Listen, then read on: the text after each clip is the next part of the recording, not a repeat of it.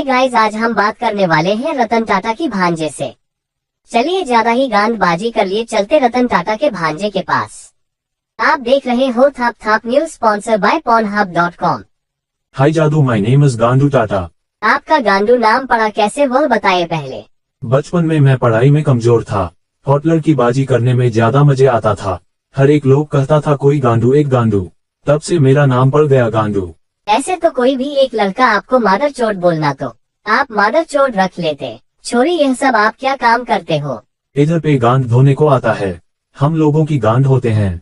चलिए गांडू जी, आप ऐसे ही गांड लांड दो तेरे ही।